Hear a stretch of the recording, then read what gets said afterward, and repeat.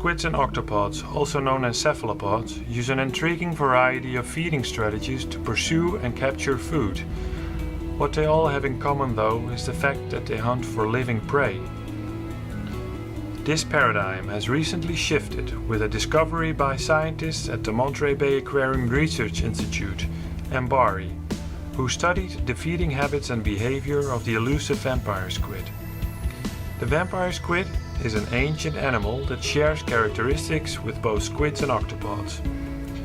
Vampire squid have 8 arms, 2 long filaments and a cloak-like web, but they lack the feeding tentacles used by many squid for capturing prey.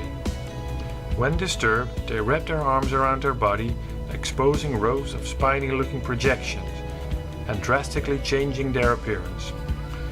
Their scientific name, Vampiroteuthis invernalis, was given to them more than a century ago. In all that time, no one knew exactly what or how the vampire squid eats, until surprising details on their feeding were revealed in a paper by MBARI researchers.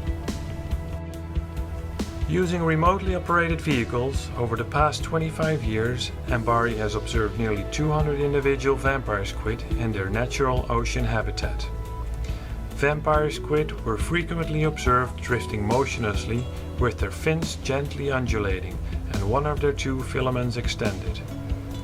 The function of these long retractile filaments has puzzled marine biologists for years. During feeding experiments in the lab back on shore, food particles were found to adhere to the filament, and vampire squid were observed repeatedly drawing a food-covered filament between their arms, removing particles and depositing them near their mouths. Stiff, microscopic hairs on the filament likely function to secure particles, while a layer of sensory cells may signal the presence of food to the brain. After drawing the filament between the arms, the food is wrapped in mucus secreted from glands in the suckers. Then finger-like projections, called cirri, move the resulting mass towards the mouth. In their natural environment, marine snow or sinking organic particles were found on the squid's filaments, arms, or in their mouths. Ingestion of marine snow aggregates was further confirmed by examination of the stomach contents of animals from museum collections. The ingestion of non-living food is unknown for any other cephalopod.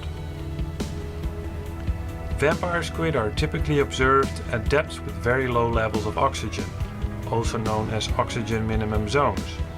Most other animals become stressed or die in the extreme oxygen conditions found in these regions. However, vampire squid have developed several adaptations that enable them to live successfully where there is very little oxygen. The dark appearance of vampire squids reduces their visibility to predators and therefore the need for rapid escape. They also have several types of bioluminescent display, which may deter predators. Vampire squid are neutrally buoyant and they have very low metabolic rates. All these adaptations reduce the need for investment in muscle tissue for locomotion and save energy. The vampire squid's remarkable ability to feed as a passive detritophore sets them apart from other cephalopods and gives them yet another energy-conserving advantage for a life in the oxygen minimum zone.